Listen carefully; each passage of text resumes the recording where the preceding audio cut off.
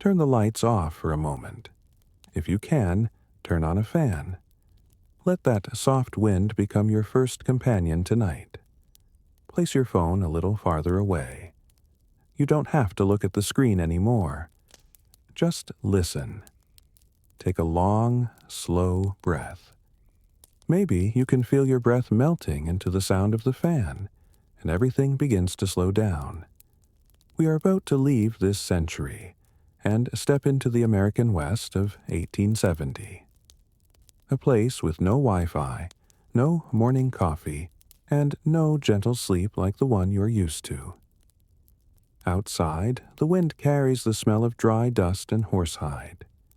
Inside a small wooden house, the bed is not soft enough, and the blanket is heavy with sweat, coal smoke, and short, restless dreams. Do you hear something? A wooden door opens, the hinges creak. Far away, hooves hit the dry ground. Someone yawns, then spits out sand. This is your first morning here, and you don't know yet that in this place, just surviving one day is already difficult. So don't rush. Breathe slowly. Let the picture form like a dream that moves in slow motion. The West is waiting, and you are already there. You open your eyes, not because of an alarm, but because of the sound of wind tapping gently against the wooden wall. Steady, patient. The first light does not hit your eyes. It only slips through thin cracks in the boards, falling onto the dusty floor like stripes of old memory. There is no clock, no calendar, only a thin breath of mist, the smell of ash, and a cold breeze brushing your skin. The room you sleep in is small, just enough for one to lie down and one to sit. The bed is not really a bed, just a rough wooden frame with a sack of straw dried and cracked on top. Every time you turn, the straw rustles, dust rises, and the dry, sour smell of old sweat melts into the air. You breathe in. The smell of morning in the West is different. It is part earth, part iron, and something half burned, half alive. It isn't pleasant, but it is honest, so honest that it makes you strangely calm. Outside, someone is starting a fire. Kitchen smoke curls up, thin like a gray ribbon. Fire in the West doesn't light easily because wood is often damp, and the person making fire must be patient like someone soothing a child. You reach for the water jug beside the bed. The water is so cold it bites your hand, and when you take a sip, the taste of iron, stone, and ash touches your tongue. It is not good, but it is the one thing keeping you alive. Clean water, here, is a luxury. People ride half a day to find it, then bring it back in heavy wooden barrels. You wash your face and look into an old mirror on the wall. The mirror is scratched, the reflection warped, but still enough to show your own face. Dusty, dry, and a little unfamiliar. Here, people are no longer themselves. They are part of the dust, the wind, the smoke, and the pale light that slips through every morning. You put on your coat. It is thick but not warm. The wind slips through every torn seam, carrying a cold as thin as a blade. Western cold is not like other cold. It doesn't stab the skin. It seeps into the breath, into the heartbeat, into cracked fingertips. A few flies begin to appear, slow, lazy, as if they too have just woken after a long night. Far away, horse hooves echo, then fade into the wind like the tail of a dream. You step outside. The first sunlight is not golden, but pale, almost white. Sand and dust reflect the light, making everything blur. Even you seem to blur. In the West, morning does not welcome anyone. It just happens. Quiet, almost indifferent. And people accept it the way they accept an old wound. Painful, but familiar. Right now, somewhere else, someone is brewing coffee, a hot drink, a slice of bread. Here, people chew salted meat hard as stone, drink cold water, and call that breakfast. No one complains, because there is no one to complain to. Only wind, earth, and habit. You sit on a wooden chair on the porch. The surface is cracked, rough like old skin. Wind runs through your hair, carrying fine dust, and for a moment you realize the only thing that moves slowly here is time. Maybe that is why people here do not dream much. They do not think of the future. They do not dream of cities. They do not fear tomorrow. They only know that soon it will be hot, and before the heat comes, work must be done. The cold slowly leaves the air. The sun begins to rise, bringing a thick, heavy warmth like a blanket thrown over the world. Just minutes ago you were shivering. Now sweat beads at your neck. That is the West. It is gentle with no one. In the morning you breathe out fog. By noon the heat can dry a drop of water to dust. Between those two extremes, people are left with endurance. Not because they are strong, but because there is no other choice. You look out and see the horizon hidden in a haze of dust. A flock of crows circles, their wings beating the wind in a rough, heavy sound. The wooden house behind you begins to brighten, the brown walls turning to pale gold, then to white, as if the world is changing its skin. You exhale slowly. The air is so dry you can hear your own breath. In the middle of this harshness, you suddenly feel lighter. Not because it is peaceful, but because you understand that to survive here, people must learn to be calm with everything. With cold, with heat, with straw, with water, and with the nameless fatigue that seeps into every dawn. Maybe this is the first lesson of the West. Not everyone has to fight. Sometimes just waking early, swallowing a mouthful of dirty water, and stepping outside is already a small victory in life. You close your eyes for a second. The sun is up. The wind still blows. In that short, quiet moment, you hear your heart beating slower, and you know the day has truly begun. The kitchen is still dark, but smoke has already filled the air. The early wind slips through the cracks of the door, bringing with it the smell of dry earth, while a soft warmth coils around the small coal stove. Someone coughs quietly. Then the sound of a metal spoon hitting an iron pot rings out. Slow, dull, steady like a clock that never stops. That is how breakfast begins in the West. No one calls each other. No one says good morning. Only small, scattered sounds stitched together into a quiet music of existence. A middle-aged man is cutting a slab of salted meat hard as stone. He uses a knife, then his hands, and in the end must strike the blade against the board to break off each piece. Each cut is heavy but decisive. Each slice of meat is a day already survived. Each strike of the knife is a day that must be lived again. In the corner, a child is tending the fire. He leans in and blows gently, and the flame flickers as if wanting to die, then rises again, sending out the sharp smell of smoke and the tiny crackling of sap burning. The child says nothing. He only watches, blinking slowly now and then, as if learning patience. On the stove, a black pot is bubbling. What is inside is not really coffee, but a mix of burnt grain, roasted powder, and a handful of dry beans. Real coffee is too expensive. So they brew this and call it by a soft name, fake coffee. The man stirs it. The smell of smoke and bitterness blend, spreading across the room, and everyone stays silent, as if listening to a song only they understand. You hold a tin cup.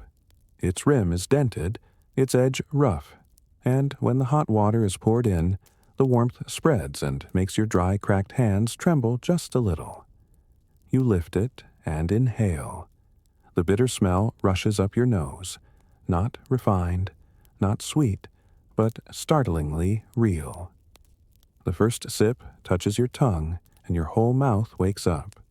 Bitter, dry, sharp, hot, 4 feelings at once, not pleasant, but somehow your heartbeat slows down. The second sip is gentler, not because the drink has cooled, but because you have accepted its taste. Another man, older, sits with his back against the wall, drinking slowly. With each sip he nods, as if remembering something far away. When someone asks, he only smiles. I used to work with horses. Every morning, before riding, I drank like this. It helped me know I was still alive. No one laughs. Here, that line is not philosophy. It is fact. In the West, people do not drink coffee to stay awake, but to remind themselves that the day has begun, and no one is sure if tomorrow will come. A piece of bread is passed around. It is dry and cold. Inside are grains of salt glinting under the light. You bite it and hear the sound of teeth on crust. Then the wind sweeps in again through the door crack. Suddenly, the child drops a pot of boiling water. It splashes and sizzles on the dirt floor, steam rising like a ghost. No one shouts. The man simply walks over, picks up the pot, and says in a hoarse voice, "It's okay. If it's bitter, we make more." Then the silence returns. Only the soft crackle of the coals remains. Smoke draws pale circles in the air. The burnt coffee smell spreads, and strangely, that very smell makes the room feel warmer. You look into your cup. The foam is gone. Only a deep brown stays. The light hits the surface and flickers, like a tiny mirror showing back a tired face. You think, humans are strange creatures. We drink bitterness to begin a day, and call that clarity. Maybe in that bitterness we find our truth, that life doesn't need sweetness to go on. Sometimes the only thing we need is enough bitterness to know we still feel. The old man in the corner speaks again, as if to himself. Coffee here isn't good, but it's honest. And then he smiles, a weary smile, as if that bitterness has been feeding his life all along. You understand. Breakfast in the West is not to satisfy the belly, but to warm the soul. Inside this smoke, each person finds a small reason to continue. Outside, the wind shifts. The light grows harsher, gold glinting on the wooden table. The stove quiets down, and the room drifts back into silence. The man ties up the salted meat. The child washes cups. The old one brushes dust from his coat. No one says goodbye, but everyone knows it is time to leave. You stand, step onto the porch, and sunlight floods your eyes, harsh, bright, but beautiful. Below, the shadow of a horse slides past. The saddle creaks softly. Far away, the town is beginning to stir. The first sounds of the morning. A rooster, a door, and somewhere, a small, quiet laugh, as if someone just remembered an old story without remembering the end. You breathe in. The bitterness still lingers in your mouth. And strangely, it makes you feel calm. Maybe people do not need much to begin a day. Just a piece of dry bread, a cup of dark water, and a small belief that tomorrow the sun will rise again. When you step out of the wooden house, the town is awake.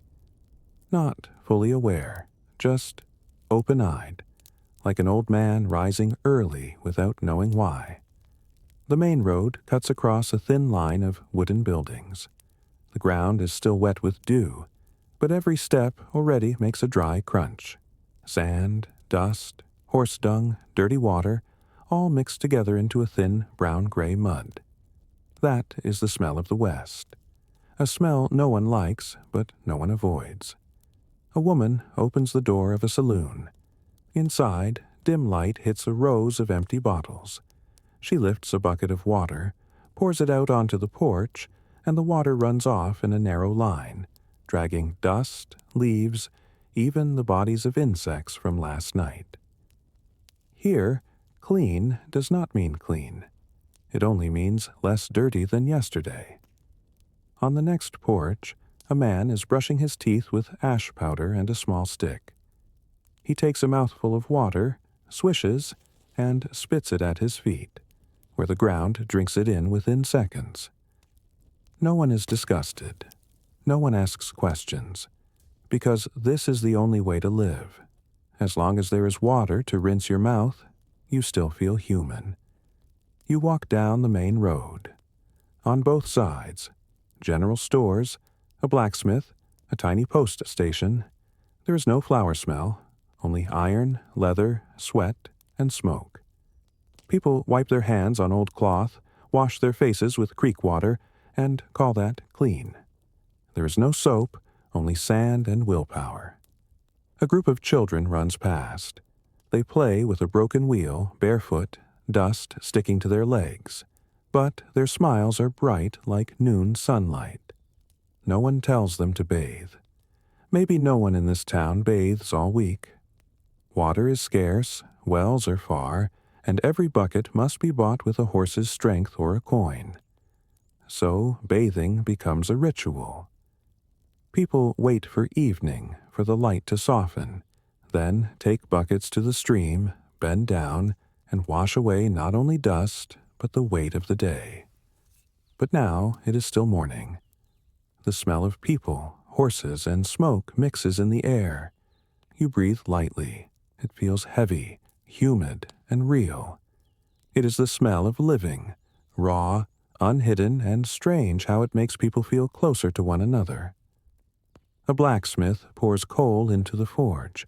Sparks fly, and you see a film of black dust on his face like a mask. He does not wipe it. He only blinks slowly, then keeps hammering. The ring of metal travels through the wind, resounding like the heartbeat of the town. At the far end of the street, a wooden sign reads, "Bathhouse, 5 cents." Inside is a pine shack, water heated in a large barrel, steam mixing with the smell of cheap soap made from animal fat. People go in not only to wash, but to forget their own smell for a while. You see a man step out, his hair still wet, an old coat thrown loosely over his shoulders. The sun touches the steam around him, turning him into a painting without lines. He gives a short smile, then walks back onto the dusty street. Cleanliness here lasts only minutes. After that, dust covers everything again, as if the town insists on keeping people inside it. You pass a small shop. Inside hang old posters advertising soap from the East, shaving cream, perfume. Luxuries few dare to touch. They hang there as a reminder.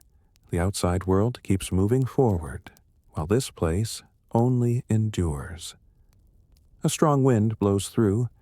Dust rises and veils everything. You narrow your eyes, and in the haze people move like shadows. No one complains. It seems that when one lives long enough in dust, one stops hating it. Just like we stop hating loneliness once it has stayed too long. This town has no scent of flowers, but it has the scent of endurance. And strangely, it is not foul. It is only honest. Every ribbon of smoke, every bead of sweat, every stream of dirty water running along the earth, all tell the same story. That staying clean here is not about escaping dirt, but about not letting dirt take your dignity. You stop by a well. The rope creaks, and the sound of water hitting the bucket echoes like the earth breathing. You pull it up and wash your face. The water is cold, hard, with the taste of iron. When it drips to the ground, each drop disappears at once. You look at your hands, still dirty, but you feel lighter. Maybe cleanliness is not on the skin, but in the moment you pause to rinse away your fatigue. The sun is high now. People begin to scatter. The sounds of the town rise together.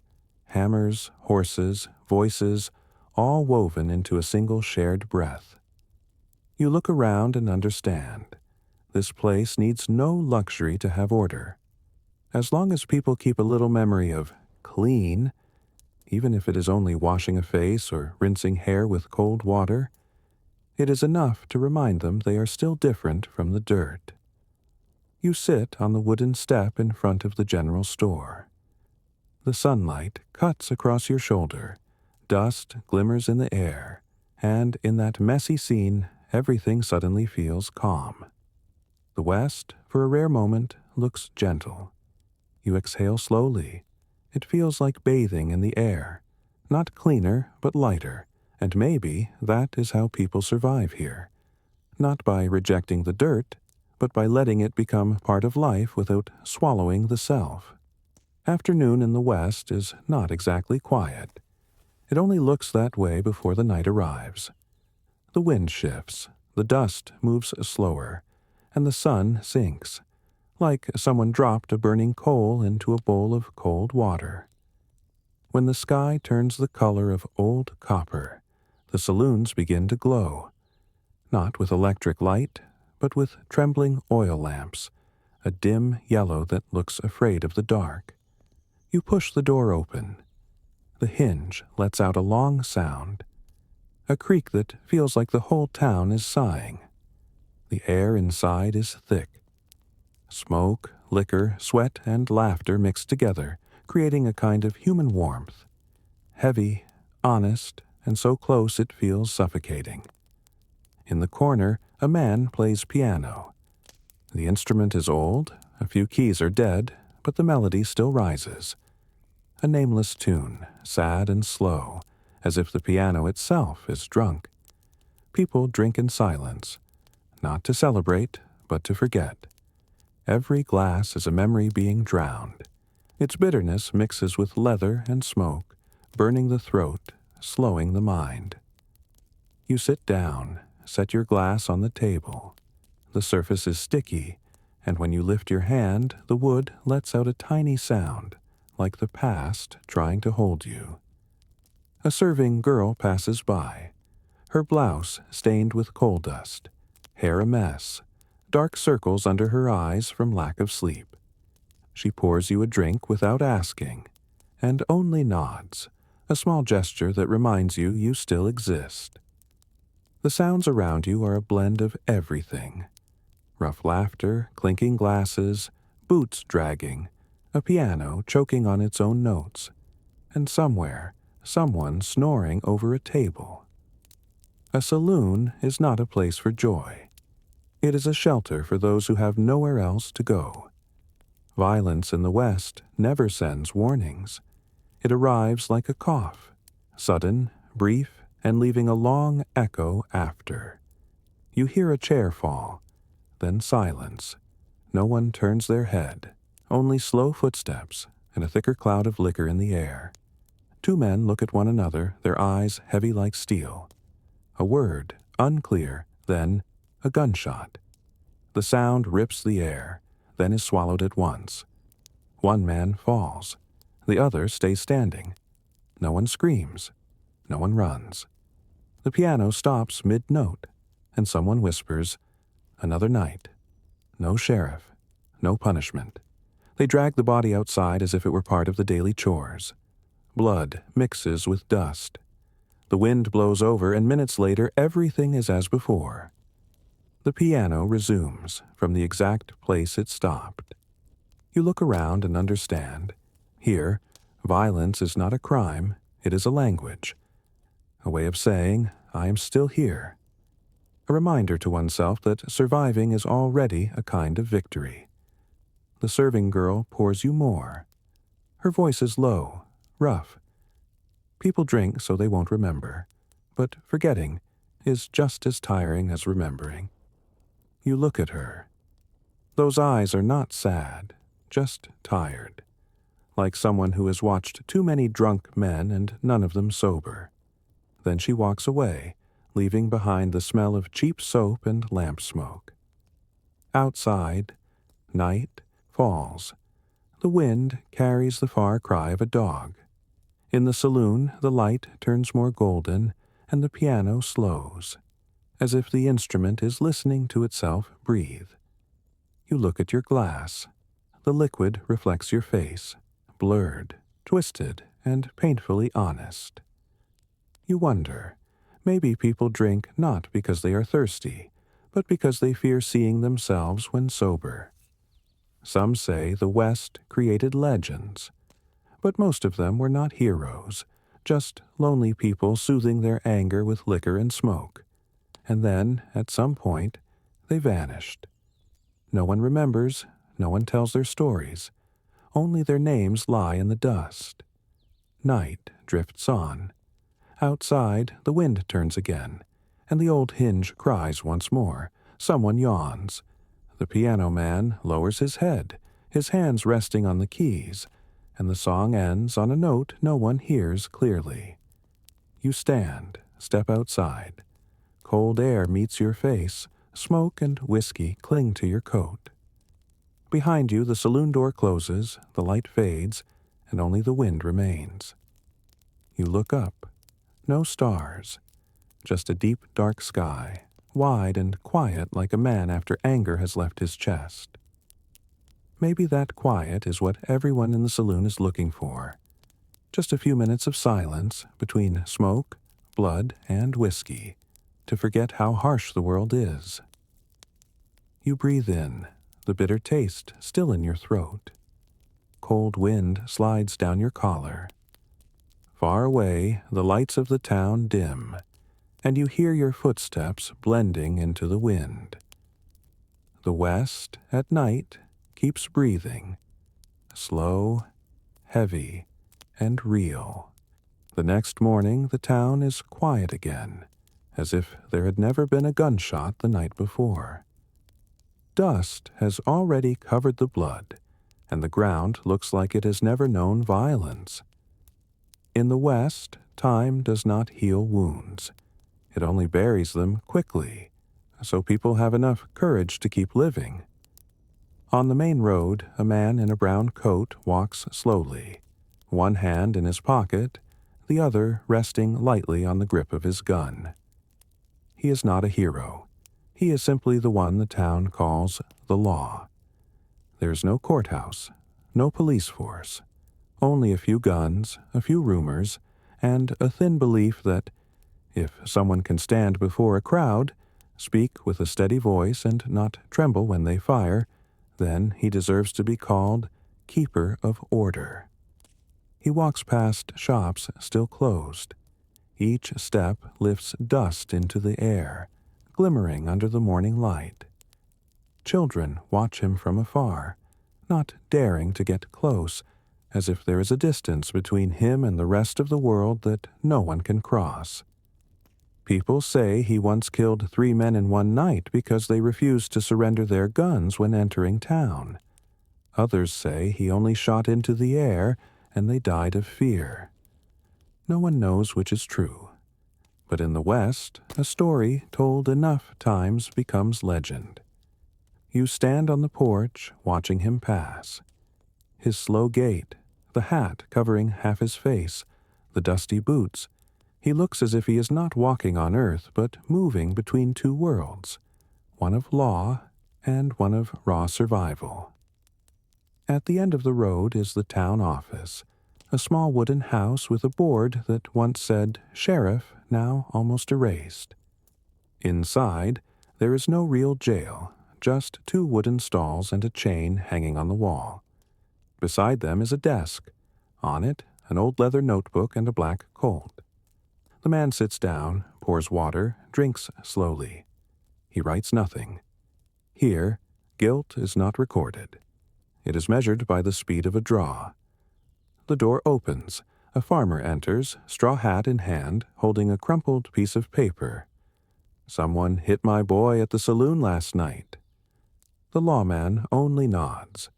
He does not ask who is right or wrong, because in the West, law does not need reason, only timing. Whoever draws first lives. Whoever is slower becomes a story. You look outside and see others living by the same rule. A shopkeeper keeps a gun under the counter. An old woman hides a knife in her apron. Even a 10-year-old knows how to hold a revolver, not to play, but to remind himself that anyone here can become a victim. By noon, the sun hits the road. The heat burns through metal on belts. The faint clink of steel echoes, like the heartbeat of the town. A stranger rides in. Black coat, white horse, eyes sharp as blades. No one speaks. Hands stop working. Everyone waits. For a few seconds, the world holds its breath. No wind, no laughter, only two shadows stretching on the ground. The stranger places his hand on his gun. The lawman does the same. The distance between them is only a few steps, but between them lies the line between legend and death. A gunshot. Only one. Then silence. When the smoke clears, the stranger is still standing. The lawman has fallen. Dust coils around his body like a fading veil, then disappears into the light. No one screams. No one runs. Only the wind returns and someone says quietly, "From now on, he's the law." The West changes its lawman as easily as seasons. No funeral, only silence. People believe that whoever survives a duel is chosen by fate. No written law, no proof. Only a gun that knows how to speak. By afternoon, the shadows grow long. The story of the duel spreads faster than the wind. Within hours, the stranger already has a new name, the Dust Rider. By evening, in the saloons they are already adding details, that he fired with his eyes closed, that the bullet cut through light, that the world held still before the gunshot. And so a legend is born.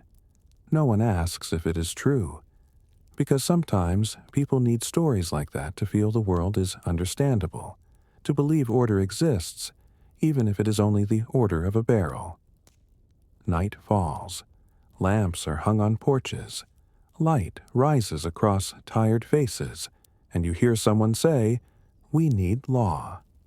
Another answers, "What is law, if not the one with the bigger gun?" No one argues, because everyone knows, in this land, law is not on paper, it is in the hand still strong enough to pull the trigger. You watch the town in dusk. Everything goes on as usual. People eat, sleep, blow smoke. No one mentions the dead man. No one debates right or wrong. Only the telling of the story continues. Quieter, but longer. Maybe that is how people find peace in chaos, by turning violence into legend and calling their fear justice. You breathe out, slowly. The shadow of guns, the shadow of men, the shadow of dusk blend together. The town is quiet again, and the West drifts back into its restless sleep, where every gunshot is just another way of saying, "We are still here." The next morning, a pale silver light slips through the wooden window, and the dry wind outside still carries the smell of last night's whiskey. The whole town is quiet, like it is dozing with its eyes half open. But at the end of the street, beside the blacksmith shop, there is a small house with a faded sign, "Doctor and Dentist. Inquire inside."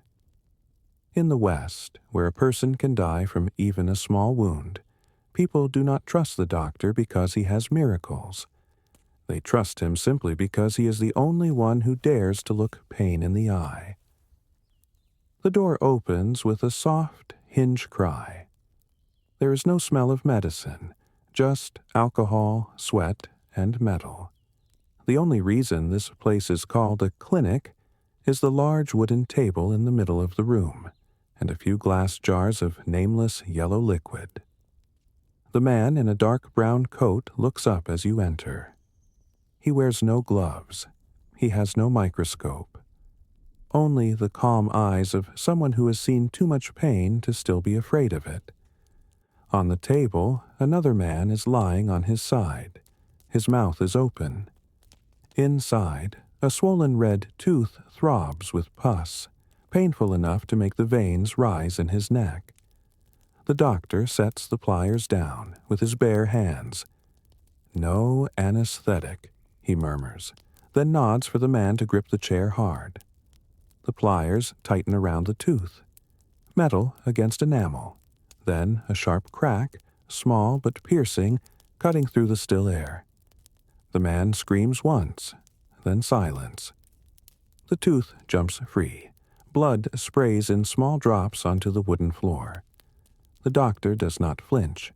He rinses the pliers in alcohol, pours some onto the wound, and simply says, "Bite down. If you're lucky, the pain will leave before the night does."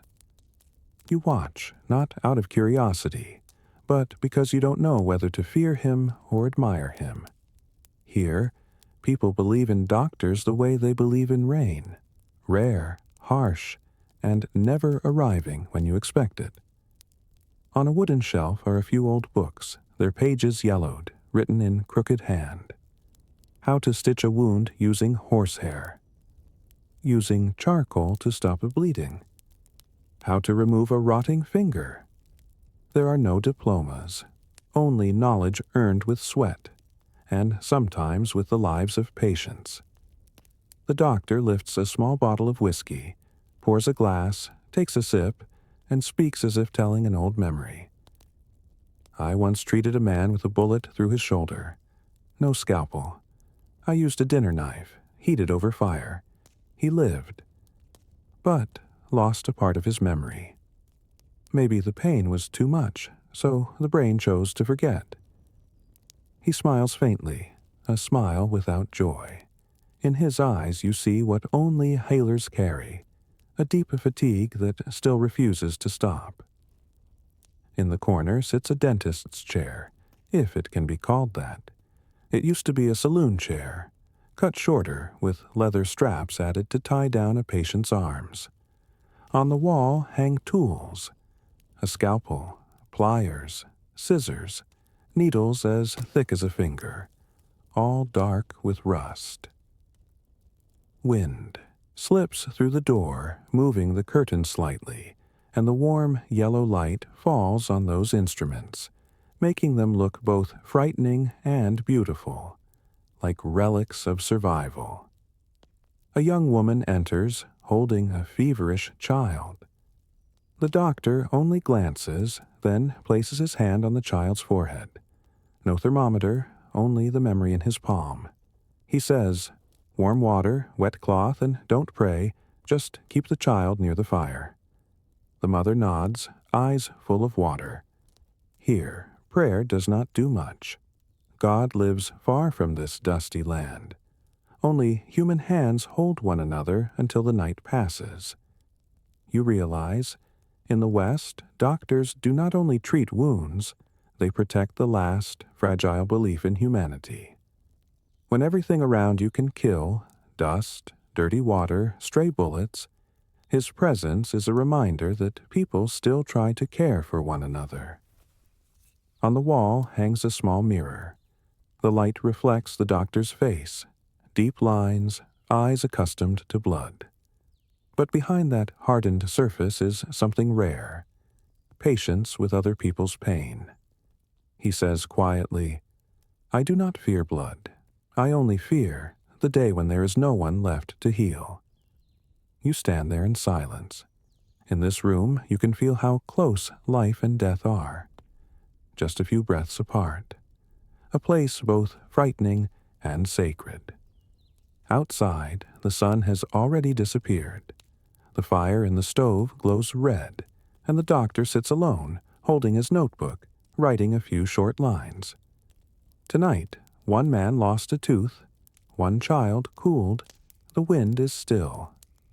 He sets the pen down, pours another drink, and looks out the window. Outside, thin mist covers the street. Everything returns to quiet, except a horse somewhere far away, and a dry coughing sound carried by the wind. In that moment, you understand. In the West, pain never truly leaves. It only learns how to exist in silence. And people like him, these doctors, do not only mend bodies, they teach others how to endure without losing their kindness. You leave the clinic as evening settles. The wooden door closes. The hinge gives a soft sigh. The sound of another day drifting away. Far ahead, the saloon lights begin to glow again. Music, laughter, glass hitting glass. But inside you, what remains is the smell of alcohol and medicine, the breathing of the wounded, and a quiet kind of faith. You exhale, slowly. In that dusk, there is a small, fragile miracle. The belief that humans, no matter where they are, still try to keep one another alive for one more day. This morning, the wind has changed. It no longer blows down from the hills, but instead comes in from the far prairie, carrying the dry smell of dead grass and stone dust. The West is a place where weather has no rules. In the morning, it is cold enough that breath turns into smoke. By noon, the sun burns like fire. By night, the wind can slam an unlocked door to the ground. Newcomers call it a harsh land. Those who have lived here long simply call it as usual. You step off the porch. The sharp wind slips into your collar, threads through your hair, and sends tiny grains of sand tapping against your skin. Across the pale sky, the clouds are low and heavy, like old blankets about to collapse. An old man stands by a fence, staring toward the horizon. He speaks quietly, tired. If the clouds come from that way, there'll be hail by evening. If the wind stays this dry, tonight will be cold, and by morning the well might freeze. Elsewhere, people measure temperature in numbers. Here, they measure with bones and memory. Because weather is not only outside, it lives in joints, in heartbeats, in the sound of teeth knocking together when night comes.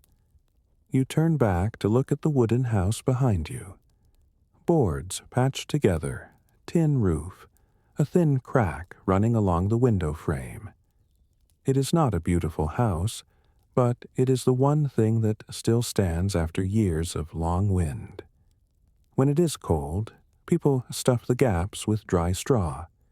When it is hot, they pull the straw out and let the wind pass like an old visitor. Everything here is temporary. And perhaps because of that, it lasts longer than expected. You step inside. The house is dark but warm. The smells of old wood, stove smoke, and coarse fabric blend together, forming a familiar scent, as if the house itself is breathing. In the corner, a stone fireplace burns low. A woman gently pushes more wood in, her eyes following the flame as though watching someone's spirit. People in the West fear many things: guns, hunger, sickness. But what they fear most is a night without fire. Fire here does more than warm. It reminds people they are still alive. Its light flickers on the walls, drawing faint, moving shadows, like old memories returning. You touch the wall. The wood is cold, but dry. Every scratch is a winter that has passed. Every crack a night of wind trying to tear the house apart. There are nights when the tin roof shrieks, when wind roars as though it wants to uproot the house entirely. And in the morning, people still drink coffee under that same wind, as if the night was only a dream. The West teaches two things: to accept and to repair just enough. Nothing is built to last, only to survive another day. If a wall splits, they pack it with cloth soaked in resin. If the roof leaks, they set a bucket under it and call the dripping sound music. Sometimes you hear rain. Not real rain, but dust thrown by wind onto the roof, then falling down. That sound is light, steady, like the earth whispering its old seasons. Some say a house is a shelter, but in the West, a house is more like a living creature. It trembles when wind rises, moans softly when cold hits, and goes silent when someone leaves forever. On the table is a small oil lamp. Its flame shakes whenever wind leaks through the cracks. You sit beside it, rest your hands near the light, and feel warmth spread across your palm. A weak warmth, but real enough to calm the heart. Outside, the clouds begin to sink lower. Thunder far away, and the smell of damp earth drifts into the air. A storm is coming, and people are already used to that. The woman at the fireplace speaks quietly. The first storm of the season is always the worst, but if the roof stays up, the year will be gentle. She says it and smiles faintly as someone soothing herself. Through the wind, you hear the house groan. Not a frightening sound, more like the breathing of an old sleeper. Weather here leaves no room for certainty. No one dares say, tomorrow. People only say, if the sky allows. Every plan, every hope depends on something no one controls. A gust of wind, a cloud, or a drop of water that falls at the wrong time.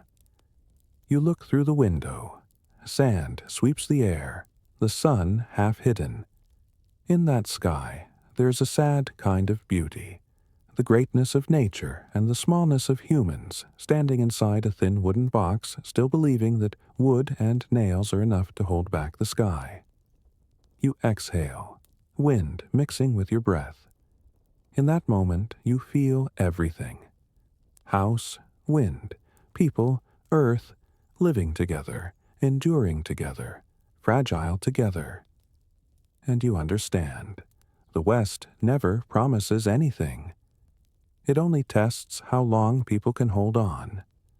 Those who stay, not because they are strong, but because they have learned to sleep with the sound of wind in their dreams.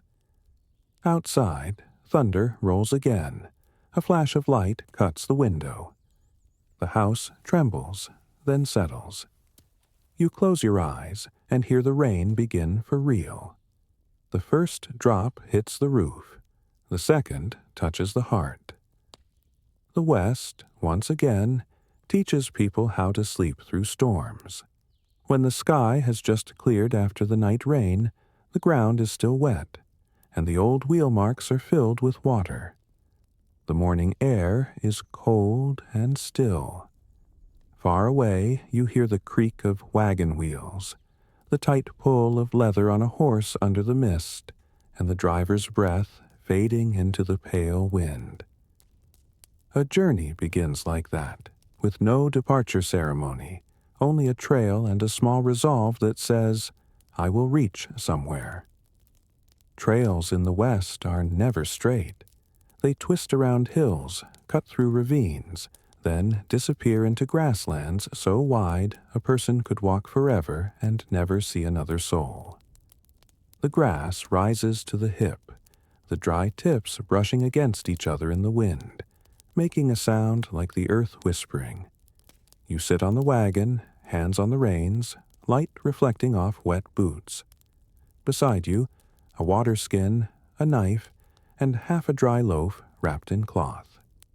Every trip here begins with frugality. No one knows when they will stop, or if they ever will. The road is rough.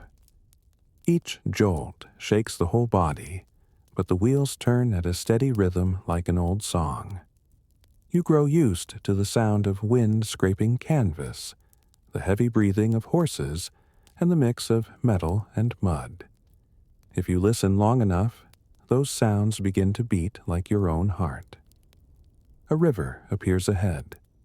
Not large, but the current is strong and the water as opaque as milk. No bridge, only an old crossing where rocks show through the stream. You stop, scan the water. The wind carries the cold of the river and a smell of iron and time. You breathe in, then urge the horse forward. The wheels sink. Water splashes up cold to the knee. The river's voice echoes, not loud, but deep, as if telling stories of every soul that crossed before. In the middle, the current pulls hard. The horse hesitates, its hooves slide on stone, and for a moment everything tips. But you hold the reins tight, shift your weight, and the wagon steadies again. No one cries out. Only the water strikes the wheels, heavy and patient. Once you reach the far bank, you look back at the river. It looks harmless, as though nothing dangerous happened at all. The West is like that. Everything seems calm once you survive it. The road ahead stretches like a fading ribbon. The sun rises. Heat lifts from the ground and makes the air tremble, and your shadow stretches long, blurred in the light. Your travel companion stays silent. Each person is busy talking to themselves. On long journeys, people learn to listen more to the voice inside than the voice beside them. Loneliness, if long enough, turns into company. Sometimes you pass a wreck. A wagon toppled to the side, wheel snapped, frame charred, a few torn cloth scraps still hanging from nails. No one stops. No one speaks. In the West, people only bow their heads when passing death. A silent salute to those who went before. By noon, the wind dies. The whole land holds its breath. No birds, no insects, only the horse breathing and your bones crackling in the heat. You look ahead, where mountains and clouds melt into one. The trail fades, as if dissolving into the light. After a while, you see a small hut by the road. A thin line of smoke rises from a tilted chimney. An old man stands on the porch, cane in hand, eyes narrowed at the passing wagons. He does not wave. He only nods, a greeting for those passing through his life once again. People say he was once a guide. Now he stays, living with the wind. He knows every river, every hill, but no longer wishes to leave. When someone asked why, he answered, "I have gone far enough to know that every destination is just another place with wind and dust." You understand. Every journey carries two things, hope and exhaustion. One pulls you forward, the other tells you to stop. In the West, no one knows where they stand between the two. Evening comes. Light softens. The sky turns the color of honey. The trail looks like it is melting, and the wheels still roll with a rhythm soft enough to make you sleepy. The wind cools again, bringing the smell of pine and damp soil. You look up, and the sky opens without end. There is no border between earth and heaven, only the sense that this world is far larger than any human loneliness. You close your eyes for a moment. Horse, wind, wheels, they blend into one steady lullaby. A quiet song the land sings for those still on the road. Maybe all journeys are the same. We begin with a reason, we continue out of habit, and we end in acceptance. Night lowers. Far ahead, the fire of another camp flickers in the grass. The horses drop their heads, their breath turning into small white clouds. You stop the wagon, tie the horses, and sit beside the fading coals. Above you, stars appear, one by one, slow and steady, as if the sky is rewriting your path in light. You breathe in. The smoke, the dirt, the wind blend together, familiar enough to feel gentle. The trail is still long, but in this moment, there is no need to hurry. Perhaps traveling is, in its own way, another form of staying. When the fire dies and the air turns cold, people begin to speak of those beneath the earth. They do not ride horses, they do not travel roads. They spend their lives striking stone to buy a little light for the world above. Perhaps it is time to go down there, where silence is heavier than wind, and every breath is a negotiation with death. Morning in the mining fields has no sunrise. The light is swallowed by coal smoke and fog, thick as an old blanket. No one sees the real sun, only the dull yellow glow of oil lamps strapped to their foreheads. The sound of metal against stone beats like the heart of the earth. Each strike, each heavy breath. No greetings, only small groans when hands slip on a hammer handle. Here, life begins with sound and ends in silence. You descend into the tunnel. The air is dense, the smell of damp soil mixed with smoke and sweat. Each breath through the lungs feels like lead. In the weak light you see only shadows. The line between man and rock disappears. A man bends low, striking hard against the wall. Dust bursts out in tiny sparks of light, then vanishes like a backward rain. Each hammer blow takes a day off a man's life. No one speaks of that, because if spoken aloud, hands would stop. And stopping here means hunger. The hammer beats into the chest, rhythmic, both labor and prayer. Some say each strike is them knocking on heaven's door. After hours, the air thickens until breathing hurts. The lamp flame flickers. A weak light draws long distorted shadows on the ceiling like wandering souls. No one looks up. They only work, because if they stop, their minds will begin to think. And here, thinking is the most expensive thing. Someone coughs. The sound travels through the mind like something familiar. No one looks. No one asks. Anyone who works here long enough knows it is not a cold. It is coal dust in the lungs. That illness has no cure. It slips into every breath, clinging inside the chest the way darkness clings to stone. It begins with coughing, then shortness of breath, then the loss of speech. Someone jokes. If our lungs turn as black as coal, maybe we will blend into the earth easier. Everyone laughs and falls silent.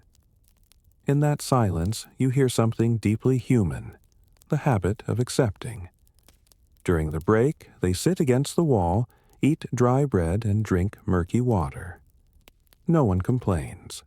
Complaining will not reduce the coal. It will only shorten the breath. A man opens his pocket, pulls out a small photo. The image is blurred, but you can still see the shape of a woman and a child. He stares at it for a long moment, then puts it away, as if one glance is enough to live another day. Doctors in the mine rarely wear white coats. He wears rough cloth, hands covered in dust, carrying only a bottle of whiskey, a few cloths, and needles. He treats by keeping people alive a little longer. No one asks for medicine. They only ask, "How much longer can I work?" And if the Otzi answer is a few months, the listener often smiles, as if that is good news. Sometimes the tunnel collapses. That sound is unlike any other on earth. It is not loud. It is deep, low, like the earth breathing out its last. When the dust settles, the living return to work. The dead are buried on the spot. A large stone is set over the body. No marker, just a few words carved with a knife. You are still here. You look around and see the truth no one says. Everyone knows they are dying slowly, but none of them will leave, because this is the only work they know. And in darkness, they feel useful. At least each hammer strike is a heartbeat for the world above. By evening, the miners come out. Sunlight hits their eyes, so bright they must squint. After hours in darkness, light itself becomes painful. Some sit down, breathe, and cough out black dust. They call it living dust. Only those still breathing cough like that. You look at them, faces dark with soot, hands trembling, but in their eyes there is something clear. Not joy, but dignity. the quiet dignity of someone who has seen real darkness and still walks back into it every day. A young man asks, "Why do they keep working?" An older man answers, "Because light in this world has a price, and someone has to pay." The West was built on such pits. Cities, railroads, houses, all raised on the backs of people no one remembers by name. Every stone on the street is one of their breaths. Every night lamp is their sweat fallen to the ground. Night falls.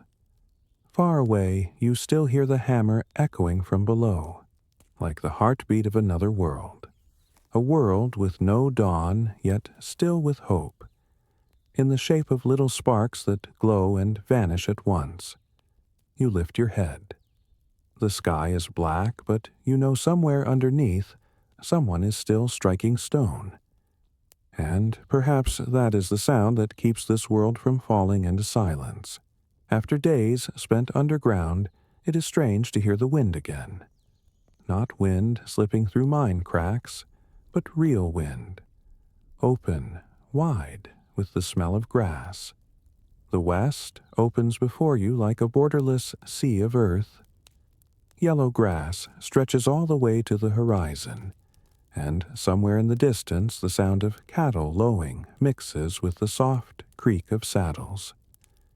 People call this the field without an end, and in that emptiness there are men who spend their whole lives moving with the herd. No house, no walls, no roof, only horses, rope, and the sky of stars as a ceiling. You ride with them, the real cowboys. Dust on their coats, cloth around their necks, eyes tired but sharp. They do not talk much, only nod when passing, letting silence be the only language on the prairie.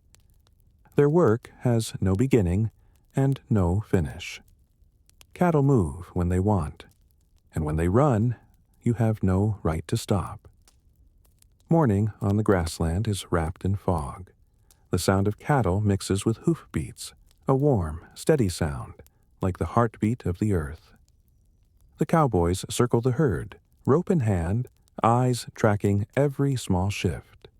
A single stray moo is enough to alert them. Because in the West, quiet can change direction in 1 second. By noon, the sun burns.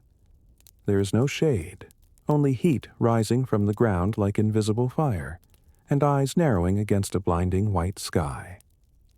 The cattle keep walking, heads down, jaws grinding dry grass, dust lifting around their legs, drawing artificial clouds into the air.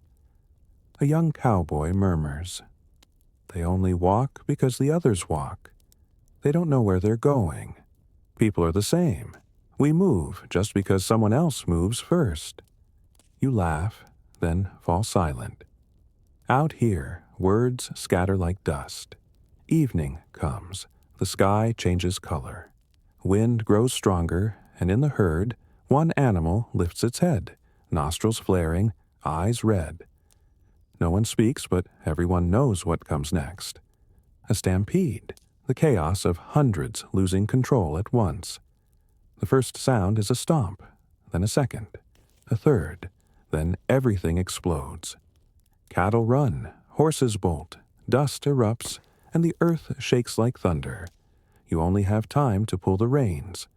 The horse swings around, and the wind carries a long, crashing roar, breaking like an angry sea. Every hoofbeat is nature's warning. No one beats a stampede. You only run with it and wait for panic to burn itself out.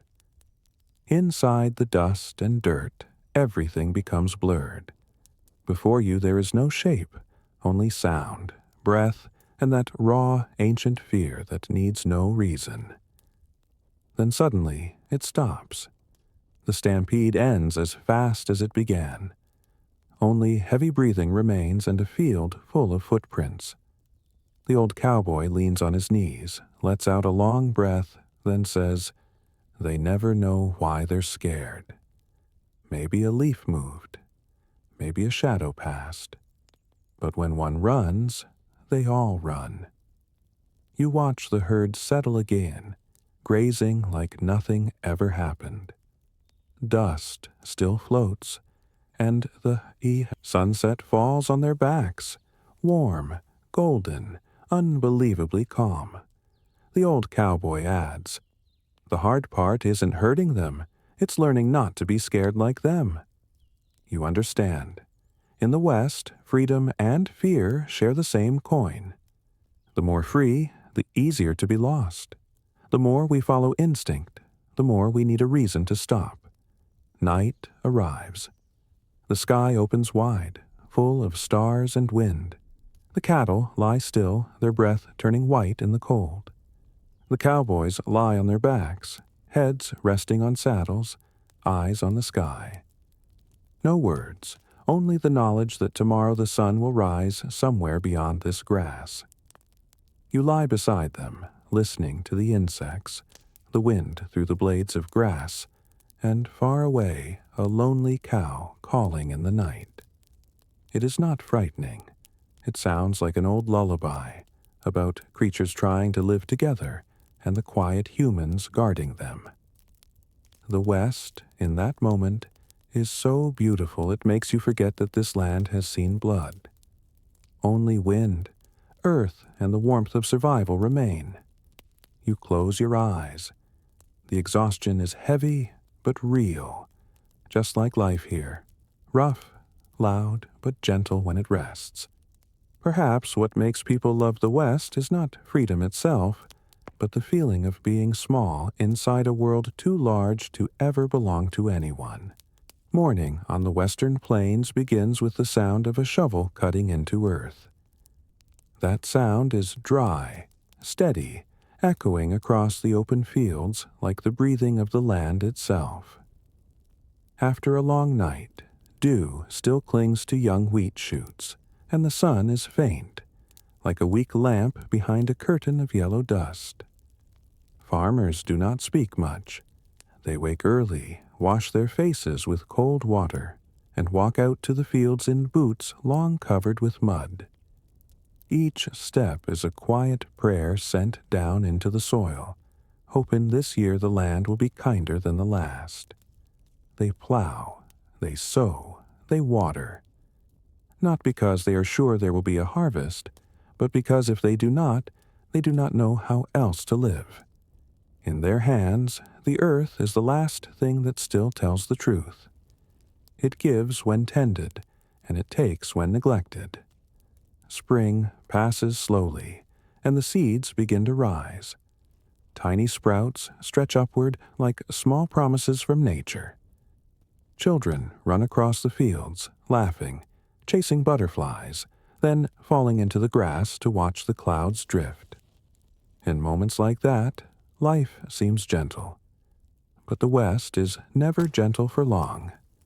One afternoon, the sky suddenly darkens even though the sun is still high.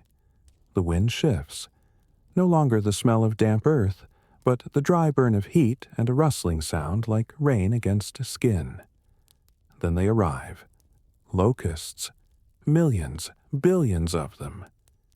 The sky turns into a living storm, dense, black, moving like the breath of something monstrous.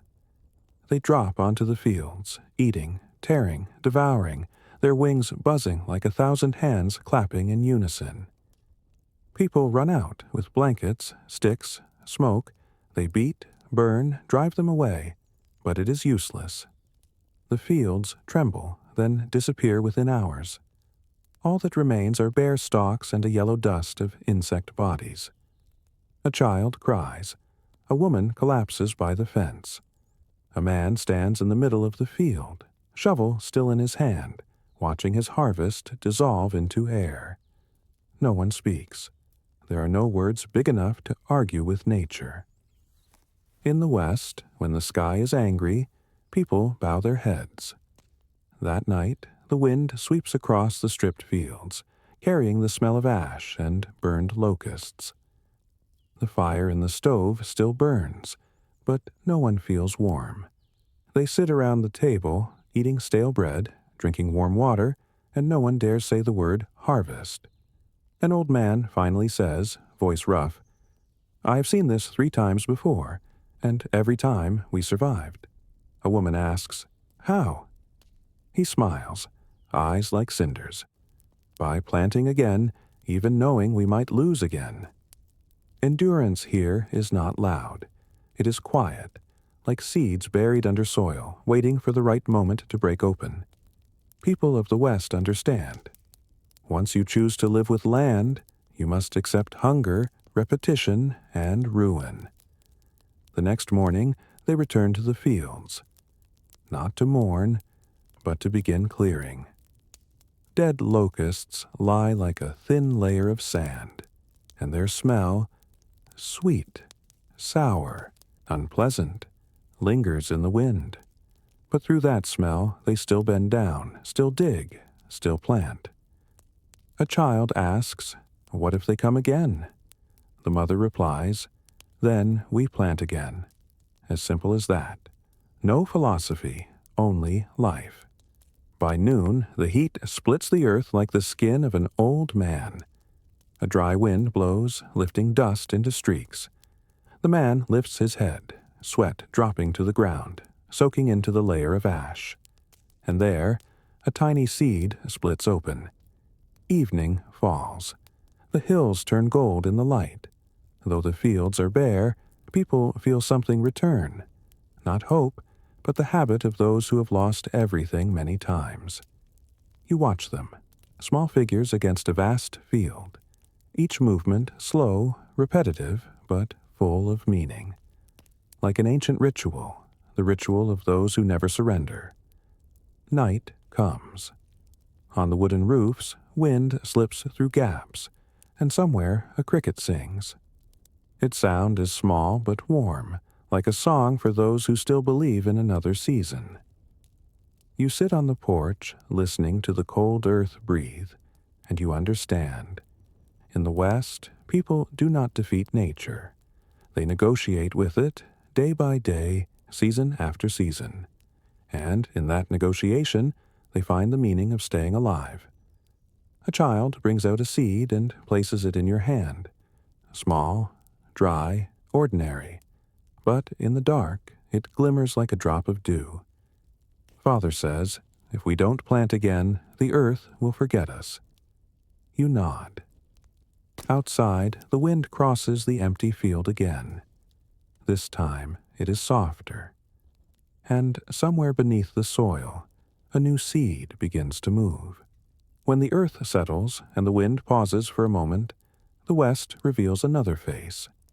Not rough, not fierce, but gentle and tired, like a woman's hands. At dawn, the sound of wooden clogs taps softly on the porch. A woman opens the door. Kitchen smoke drifts out, the smell of cornbread mixing with warm ash. She does not look toward the fields. She looks around the house, at the small things that still need arranging. In this land, women are the ones who rebuild the world after every windstorm, every ruined harvest, every man who does not return from the mine or the trail. They wash, cook, sew, and sometimes bury. But after all of that, they still teach their children to pronounce the word hope in the smallest voice possible. A child sits on a low stool, a slate board in hand, rough letters drawn with burnt charcoal. A, B, C. The mother watches, a smile flashing only for a moment, yet bright enough to outshine the oil lamp. In the West, school is not a place with bells and blackboards. It might be a borrowed room in a church, a makeshift tent at the forest edge, or sometimes just someone who can read teaching someone who cannot. A teacher is not a person with a clean shirt, but someone patient enough to repeat the word freedom until it becomes understandable. A young woman once said that when she was little, her mother taught her letters with mud. Every morning they wrote in the dirt, and by afternoon the wind erased it. But the next day they wrote again. Mother said, if the letters cannot last on the ground, then let our hands remember them. Across the field, children's laughter rings, mixing with the wind, softening the land by one heartbeat.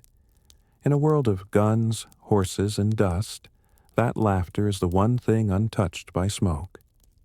A little girl runs past, her dress brushing the dirt, a half-torn book in her hand. She stops, reads aloud, her voice shaking but clear.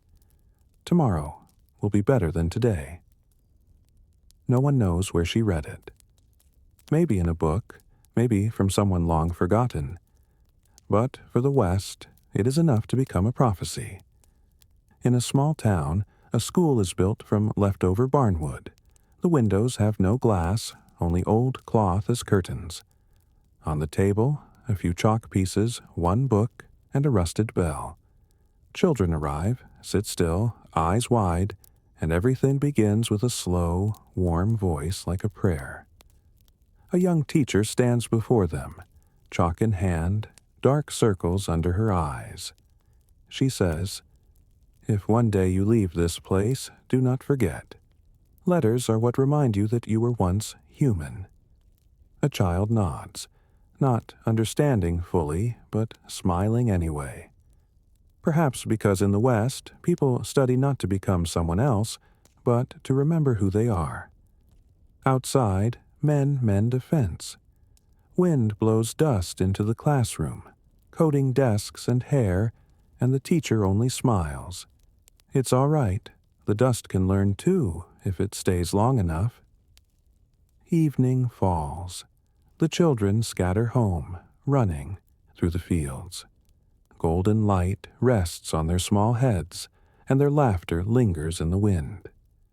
A mother waits on the porch, hands still dusty with flour, eyes blurred by smoke. The daughter hands her a ripped notebook and whispers, "I learned one more letter today." The mother smiles, only strokes her hair and says, "That's one more reason to live tomorrow." Night descends. The stove glows again. Outside, wind blows. Inside, a child's small voice recites the lesson. That sound, softer than any lullaby, stronger than any prayer. A man sits in the corner, listening to the child spell, then looks out the window. Moonlight lies over the field, pale and calm, and in that light everything looks cleaner, as if poverty is less heavy in the dark. You realize, in the West, women and children are not the weak part of the world. They are the part that makes the world worth living. They do not hold guns, but they keep people from forgetting how to smile. They do not travel far, but they give those who wander a reason to return. And education, here, is not a way to escape the earth, but a thread that ties people to it. Because only by reading and writing can someone later say that they once lived, once loved, and once planted seeds in a storm. Night drifts on. On the porch, a small book lies open, the wind lifting each page as if a hand is continuing the unfinished lesson. You smile softly. In this land of dust, the sound of a child spelling a word may be the closest thing to a miracle. At dawn, the fog is thick, like a thin cloth laid over the earth. You cannot tell where the hills end and the clouds begin. Everything blends together, the way all the people who came here from everywhere eventually blended into the same land, dry, wide, and full of memory. The West belongs to no one. It only lends itself to those who know how to listen. Long ago, before the railroads were built, this was a land of wind and wild horses. The native people lived by the seasons, hunting when the snow melted, stopping when the grass rose. They did not draw maps, they memorized the sky. One misplaced star meant one wrong direction, and a small error could cost a life. Then the white men arrived. They brought guns and dreams and of gold, of land, of ownership. They built houses, drew borders, and gave the land new names. But the land did not answer in that language. It stayed silent. and the next season the floods came and erased the first fences. You can picture that morning.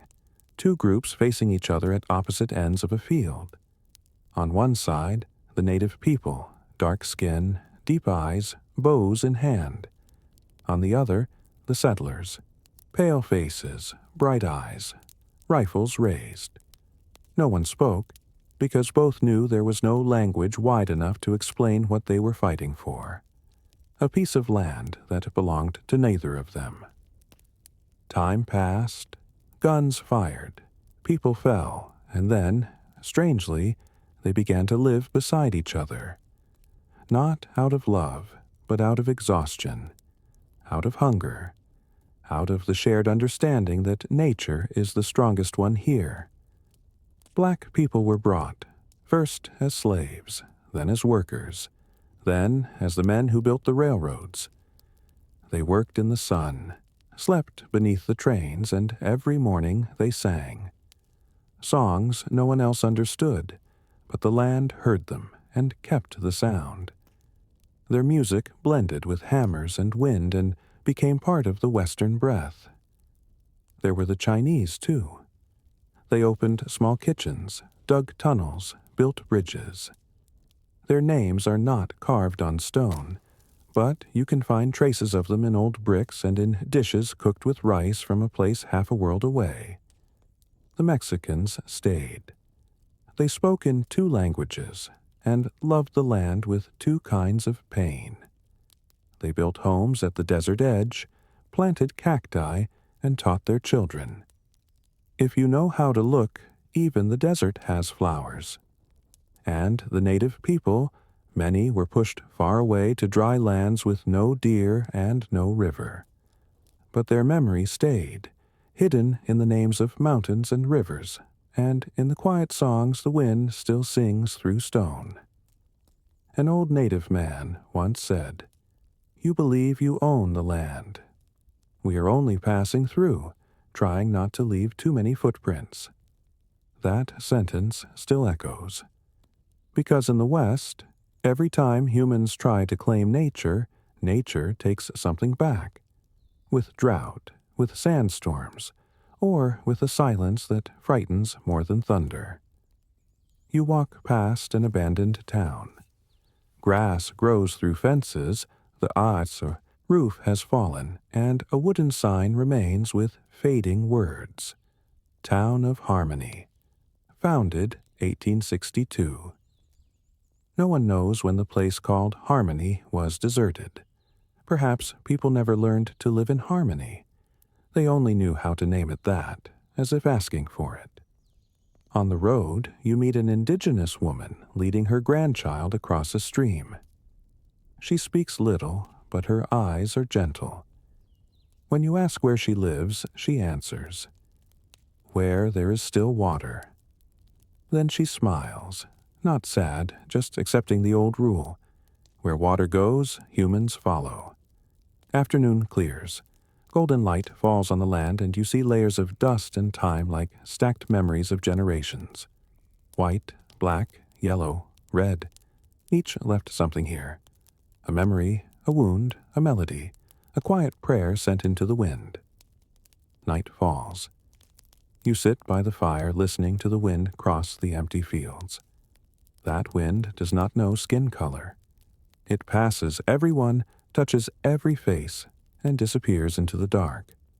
The West, when quiet, belongs to no one, and to everyone who ever lived, ever loved, ever breathed here.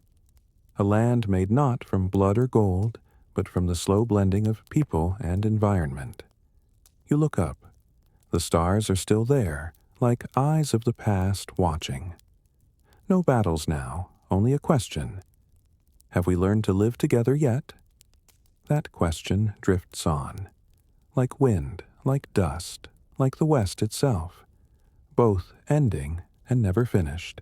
Evening falls. The last light of day leans over the old hills, pale and yellow like a memory retold too many times. The wind is soft, carrying the smell of earth, rusted iron, and a thin trace of smoke from a world that has retreated into silence. The West is no longer wild. Trails are paved. Fields once stamped by hooves are now gas stations. And where gunfire once cracked, there is only the sound of cars passing and fading at the horizon. But if you stand still long enough to shut out the noise of the present, you will hear something that remains, faint, distant, like hammers from under the earth or a broken piano in a saloon with no roof. The West has not vanished. It has only changed shape, from dust into memory, from gunshot into the sigh of the storyteller. People call the West a legend. But like every old tale, a legend exists only as long as someone believes it. The frightening part is not that it ended, but that one day no one will remember to tell it. You walk through an old town. The barn has collapsed. The windows have no glass. On the wall, the painted word General Store remains, the G faded, as if trying to remember its own name. Inside, dust lies thick on empty jars, and in the middle, a broken rocking chair leans on one leg, waiting for someone who left long ago. Sometimes travelers stop by, take pictures, then leave. They call it a ghost town. But in the West, nothing is ghost, only forgotten. Sand covers everything, roads, headstones, footprints, but it cannot cover the knowledge that people once lived here, loved here, laughed and died honestly. Not for glory, but because they believed each day was a debt owed to the sun. You pass a small cemetery, wooden markers, names carved by knives now almost erased. Some familiar, James, Elias, Maria, and some only say, a traveler. Western people are not afraid of being forgotten. They only fear being remembered wrongly, because none of them were heroes. They were only human, sometimes kind, sometimes cruel, sometimes brave, mostly tired. What remains of the West is not triumph, but how people faced loneliness, how they kept fire in the wind, kept faith in dry soil, and kept kindness in a world that promised no reward. The woman who taught children to read is gone, but the wooden board still hangs in the old schoolhouse. On it, in faint chalk, tomorrow will be kind. Not certainty, just a small prayer from someone who once believed in people. On a far hill, the iron frame of an old oil rig still stands. When the wind passes through, it sings, a thin sound like the background music of an old film. A child holds a phone, filming the sunset, and asks, "How did people live here when there was no electricity?" The father smiles and answers, "They lived slower, but maybe more truly." The child nods, but you know he does not understand. How could one tell him that the world once ran on, hands on hearts, on a horse's breath, on the belief that light must be carved out of darkness? Night falls. The wind moves across the grass once more. The western sky is still as wide as ever, but now light comes from street lamps, not stars. People do not need wind for coolness, only air conditioners. And old stories are stored in compressed files instead of memory. Yet sometimes, when we lie down, with eyes closed and breath aligned with the night, we can still hear something faint. The hammer in the mine, the gallop across the field, a child spelling the word freedom, a woman calling her children in the wind. All of it is still there, under the thick dust of human memory. Not gone, only asleep. The West was never truly a story of guns and gold. It was a story of effort, people trying not to be swallowed by the world they built, and nature reminding them that freedom is never free. You lift your head. The night sky is deep. Stars are few, but real.